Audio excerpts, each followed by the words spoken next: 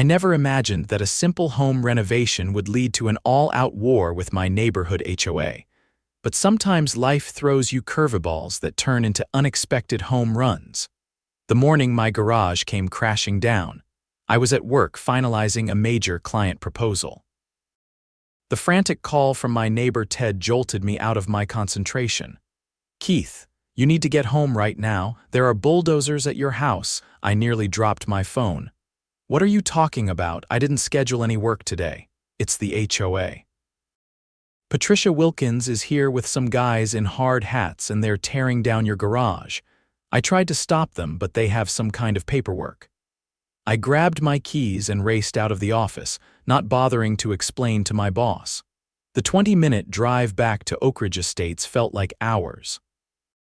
My mind raced with confusion and rage. Patricia Wilkins, the self-appointed queen of our homeowners association, had been on my case about trivial violations since I moved in 2 years ago. But demolition? This was insane. As I screeched into my neighborhood, I could see the dust cloud from 2 blocks away. By the time I pulled up to my driveway, half of my garage was already reduced to rubble. A small crowd of neighbors had gathered to watch the spectacle. I leaped out of my car and charged toward the demolition crew. "Stop! What the hell do you think you're doing?" The workers paused, looking uncertainly at each other. Then Patricia Wilkins stepped forward, clipboard in hand and a smug expression on her face. Her perfectly coiffed blonde hair didn't move an inch in the breeze. "Keith Holloway," she said coolly, "we sent you multiple notices about code violations. Your garage exceeds the height restrictions by 14 inches. Section 7, paragraph 3 of the HOA covenant clearly states, you can't just tear down my property," I shouted, cutting her off. "This is illegal. I'm calling the police." Patricia held up a document. "We have a demolition permit and court approval after your repeated failure to comply." The board voted unanimously. I snatched the paper from her hand. It looked official, but something wasn't right. I'd received a couple of warning letters about my garage height a few months ago after I'd renovated it to accommodate my vintage car collection, but nothing that threatened demolition. "This is ridiculous," I said, pulling out my phone. "I'm calling my lawyer right now." Patricia smiled, that condescending smile I'd grown to hate. "Go ahead. The law is on our side, Mr. Holloway." As I made the call to my attorney, Martin Green, the demolition crew resumed their work.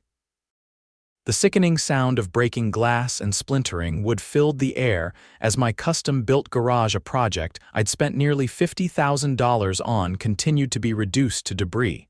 Martin answered on the third ring. "Keith, what's up? The HOA is demolishing my garage right now.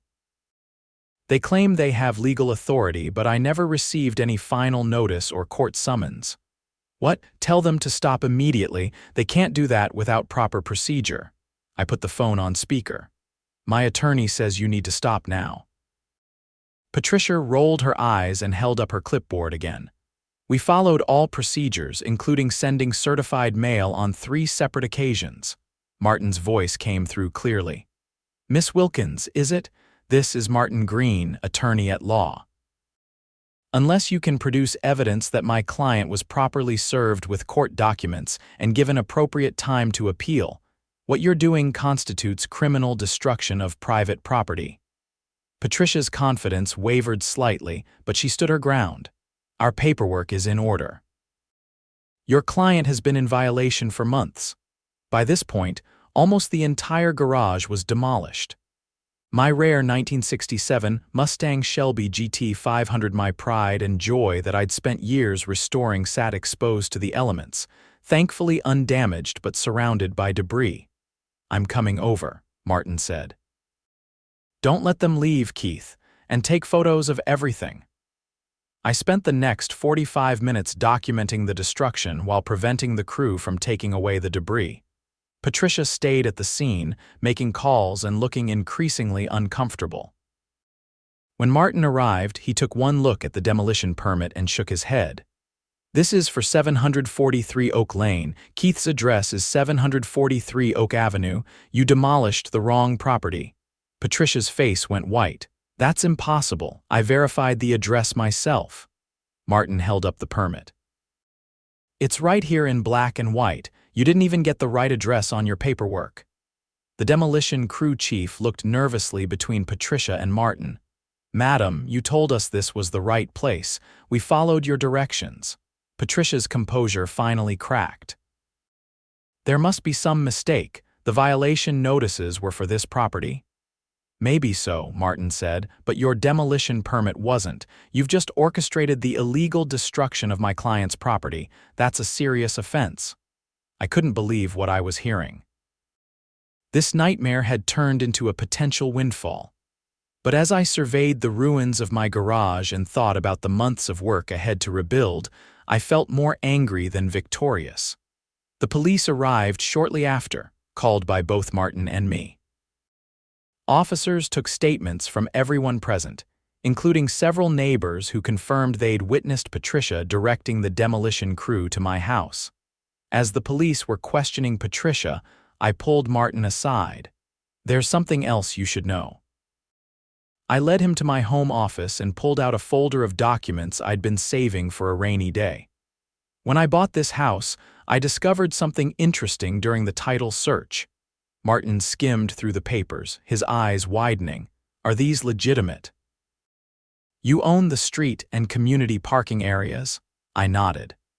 The developer never properly transferred ownership to the HOA when the neighborhood was built in the 1980s.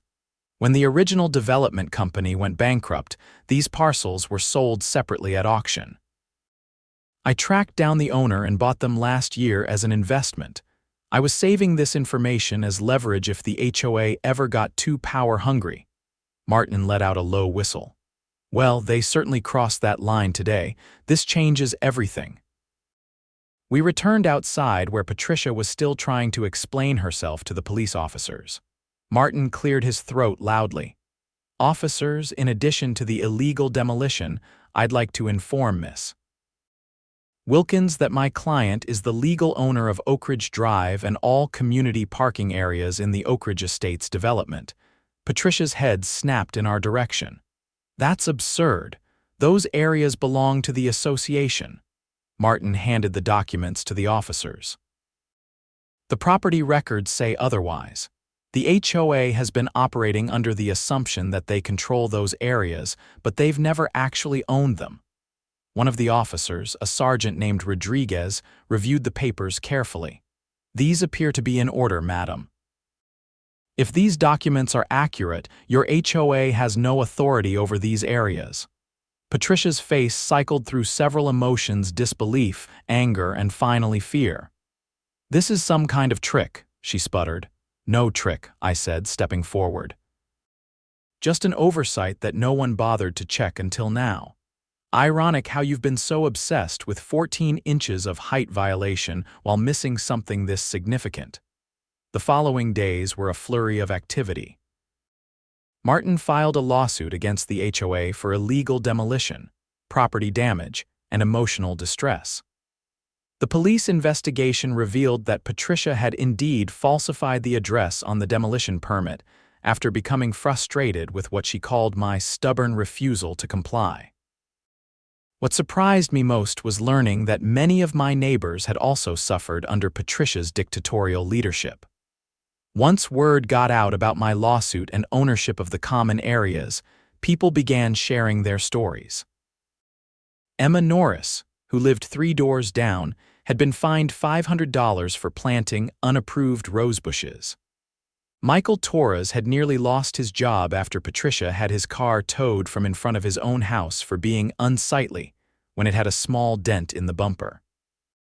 The Torres family had to pay nearly $300 to retrieve their only vehicle. A week after the demolition, Martin organized a community meeting at the local library. Nearly every homeowner in Oak Ridge Estates showed up, except for Patricia and her loyal board members.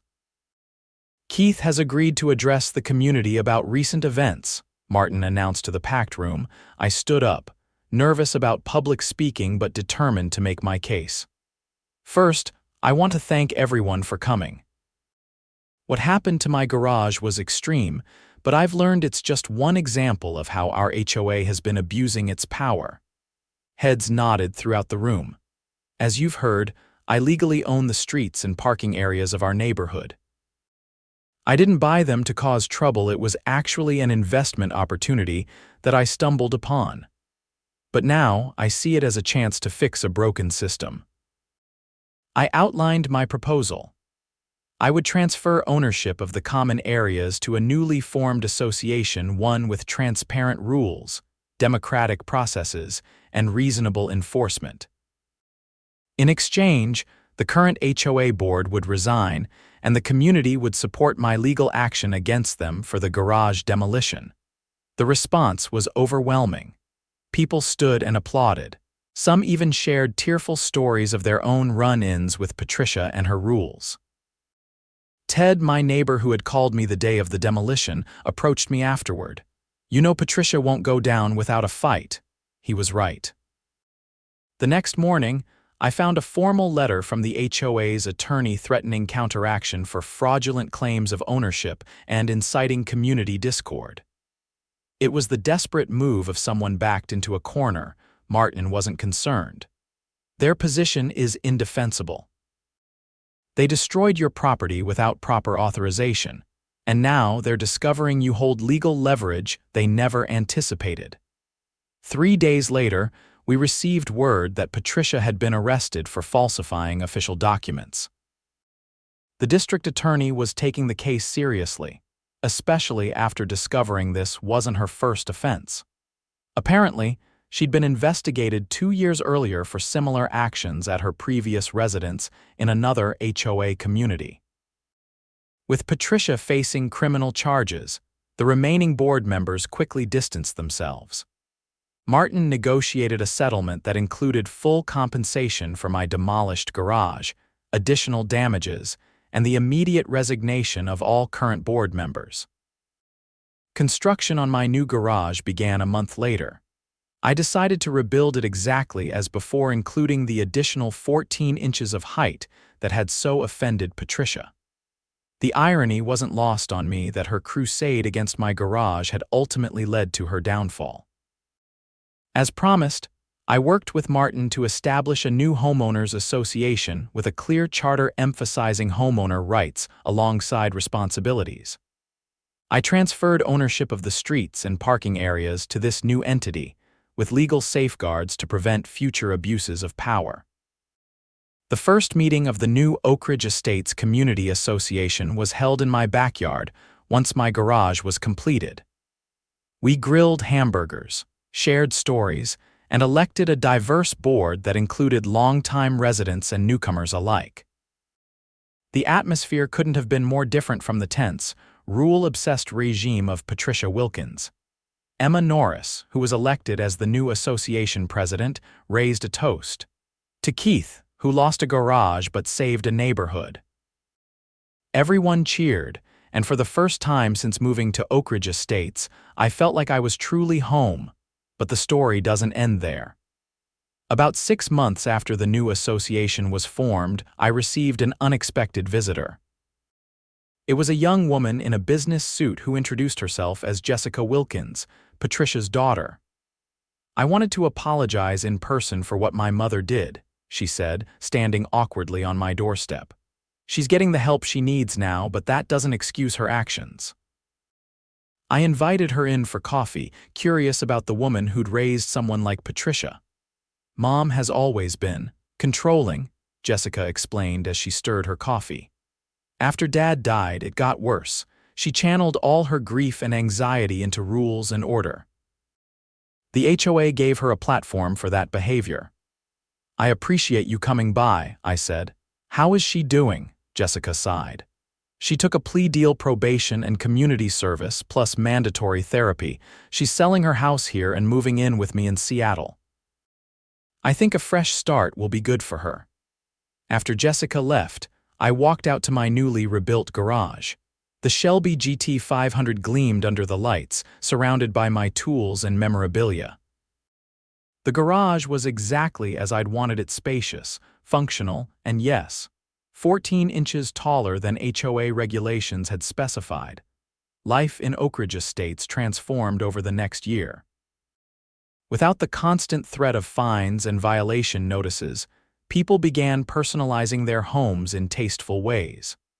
Gardens flourished, children's play equipment appeared in backyards, and a sense of community blossomed that had been suppressed under Patricia's reign. The annual block party, which had been discontinued years ago because Patricia deemed it disruptive, was reinstated. I volunteered my driveway and new garage as the staging area, and nearly everyone in the neighborhood contributed food, drinks, or entertainment. During the celebration, Ted pulled me aside. "You know what the best part of all this is? People are actually talking to each other now. I've lived here for 12 years and I'm just now meeting neighbors from 2 streets over." He was right. The atmosphere had completely changed. Instead of fearfully checking if their grass was precisely the right height or their trash cans were hidden from view, people were forming friendships and supporting each other. Emma approached us, clipboard in hand, but unlike Patricia's clipboard of violations, hers contained sign-up sheets for community projects. "Keith, I wanted to get your input on something," she said. "We're thinking about converting that empty lot at the end of the street into a community garden. The association has enough funds to purchase it from the bank that foreclosed on it." "That's a great idea," I replied. "I'd be happy to help with the planning." As Emma walked away to discuss the idea with other residents, Ted nudged me. "You know, you could have been a real jerk about owning those streets. You had the perfect revenge setup," I laughed. "What would that have accomplished? More conflict, more resentment. This is better for everyone." The community garden became a reality 3 months later. Families were assigned plots, and a section was reserved for growing produce for the local food bank. My contribution was building a tool shed, making sure it complied with our new, reasonable guidelines, of course. One evening, as I was working late in my garage, I heard a knock at the side door. It was Sergeant Rodriguez, the police officer who had responded the day of the demolition. "Mr. Holloway, sorry to bother you. I was driving by and saw your lights on." "Not a problem," I said, wiping my hands on a rag. "What can I do for you?" "I wanted to let you know that we closed the case on Patricia Wilkins. She's completed her community service and is complying with all terms of her probation." "That's good to hear." Rodriguez looked around the garage appreciatively. "Nice rebuild. Almost makes the whole fiasco worth it, huh?" I shrugged. It worked out in the end, but I wouldn't recommend the experience. After the officer left, I thought about how differently things might have gone. If I hadn't discovered my ownership of the streets and parking areas, if Martin hadn't been such a thorough attorney, if the community hadn't come together, Patricia might still be ruling the neighborhood with her clipboard and fine notices. 2 years after the demolition incident, Oak Ridge Estates was featured in a regional magazine as an example of positive HOA reform. The article detailed our transformation from a restrictive, fear-based system to a collaborative community model. Emma and I were interviewed together, sitting on my front porch. "The key was shifting from enforcement to enablement," Emma explained to the reporter. "We still have guidelines to maintain property values, but they're reasonable and focused on major issues, not micromanagement." "And how did this transformation begin?" the reporter asked.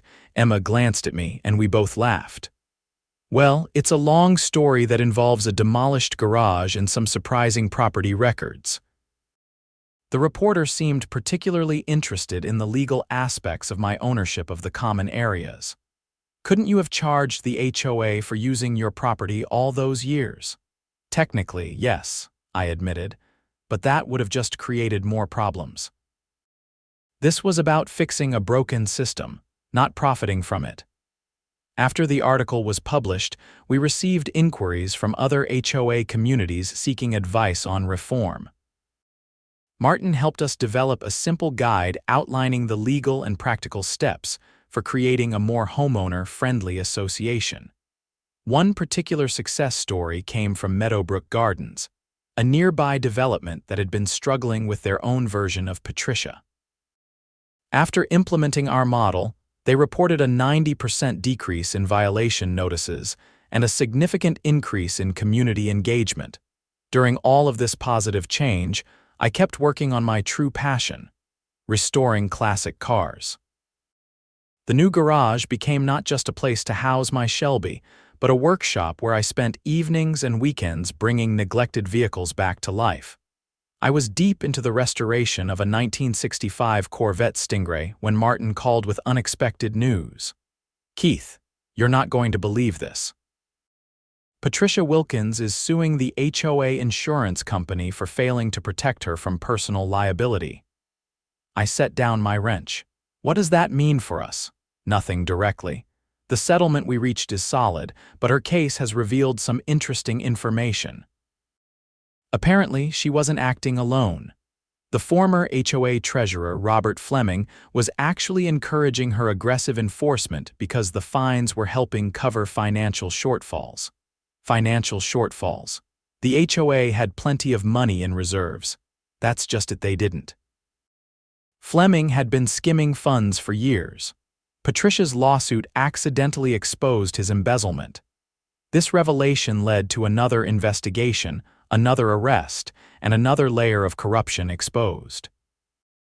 Fleming had stolen nearly $200,000 over 5 years, using the money to finance a gambling addiction. The community was shocked, but in a strange way, this discovery validated our decision to completely overhaul the association. The old system hadn't just been mean-spirited, it had been corrupt at its core.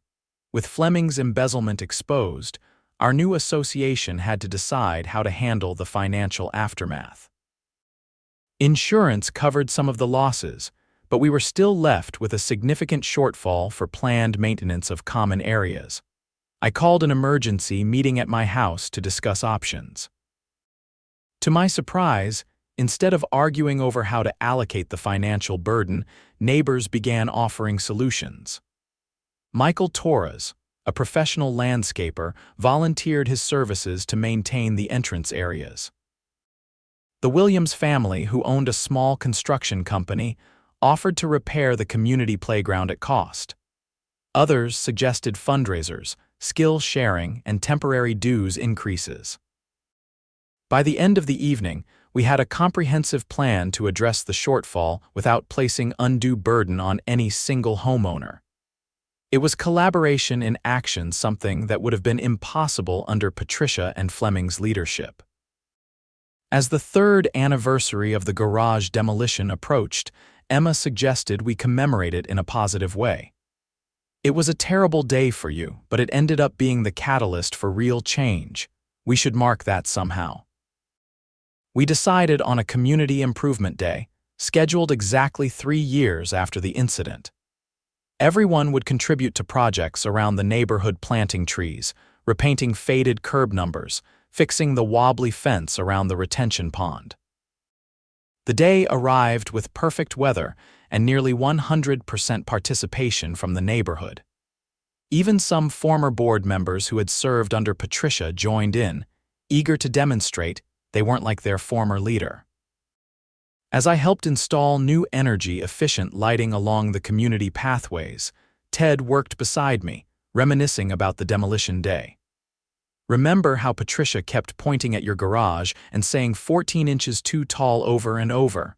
I thought you were going to explode." "I nearly did," I admitted. "But looking back, those 14 inches changed everything for the better."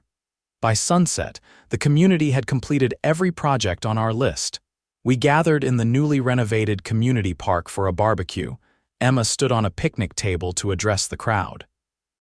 3 years ago today, a destructive act led to constructive change. Our community is stronger now because we learned what happens when power goes unchecked, but also what's possible when neighbors work together. She raised her glass. To 14 inches. Everyone laughed and echoed the toast. To 14 inches. Later that evening, as people began to head home, I found myself walking back with Martin, who had joined us for the celebration. "You know, Keith, in all my years practicing law, I've never seen a case have such a positive outcome."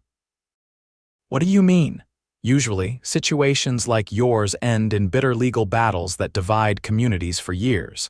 Instead, you leveraged your advantage to heal rather than hurt. That's rare. I thought about his words as I reached my house. The garage, my infamous 14 inches too tall garage, stood illuminated in the evening light. It had become a symbol of resistance, then renewal, and finally, community. Inside, my collection of classic cars gleamed. The Shelby GT 500 that had survived the demolition, the restored Corvette Stingray, and my newest project, a 1970 Dodge Challenger. Each represented countless hours of patience, attention to detail, and respect for craftsmanship values that, ironically, now formed the foundation of our new community approach. I realized that my passion for restoration had extended beyond cars to the neighborhood itself. We had taken something broken and rebuilt it better than before. The next morning, I received an email from an unfamiliar address. Opening it, I was surprised to see it was from Patricia Wilkins.